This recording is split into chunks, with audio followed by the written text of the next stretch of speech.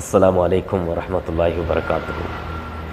உலகத்தில் டேய் மச்சான் புதையல் ஒன்று இருக்காண்டா அப்படின்டா அந்த புதையலை எடுக்கிறதுக்கு என்ன கஷ்டப்படுறானோ, புதையலை எடுக்கிறதுக்கு எத்தனை பிளானிங். களவுல போகிறான், இடத்த செக் பண்ணுறான், அந்த இடத்துல மெஷினை கொண்டு போயிட்டு செக் பண்ணுறான், ரேடருக்கு மாட்டிடாமல் எப்படி நாம் இதை பகா கொடுத்து அதிகாரிகளை விலக்கி வாங்கி கொண்டு அதை புதையலை எடுக்கிறேன்னு யோசிக்கிறான், கெமிக்கலை தேடுறான். எவ்வளோ இந்த துனியாவில் பாடுபடுறான். புதையல் எடுக்கணுமா, காசு செலவழிக்க தேவையில்லை, பகா கொடுக்க தேவையில்லை, அதிகாரிகளை பிடிக்க தேவையில்லை. நீங்களே ரகசியமாக எத்தனை புதையல் வேணும்னாலும் எடுத்துக்கலாம். சிம்பிள் மெத்தடோடு நான் சொல்லித்தரேன். இதை ஃபாலோ பண்ணுங்கள். நீங்கள் தாராளமாக எத்தனை புதையலை வேணும்னாலும் எடுக்கலாம். நீங்கள் தான் இந்த உலகத்தில் கோடீஸ்வரர்களிலேயே கோடீஸ்வரராக இருப்பீங்க. நானும் ஒரு கோடீஸ்வரன் தான். எப்படி தெரியுமா?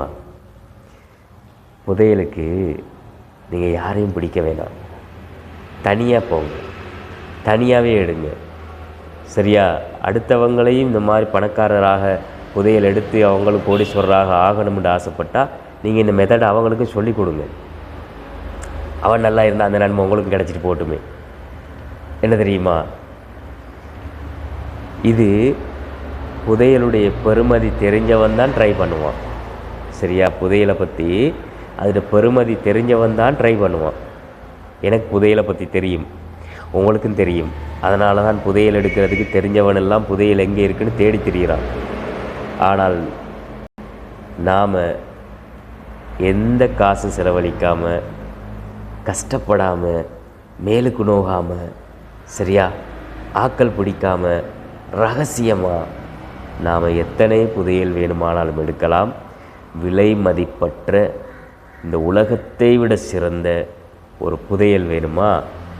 நபிகள் நாயகம் ஸல்லல்லாஹு அலைஹி வஸல்லம் அவர்கள் சொன்னார்கள், நான் உங்களுக்கு சொர்க்கத்தின் புதையல்களில் ஒரு புதையலை அறிவித்து தரட்டுமா முஆதே?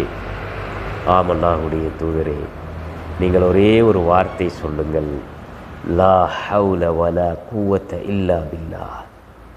லா ஹவுல வலா குவத்த இல்லா பில்லான்னு சொல்லுங்கள். அது சொர்க்கத்துடைய புதையல் முஆத் என்றார்கள்.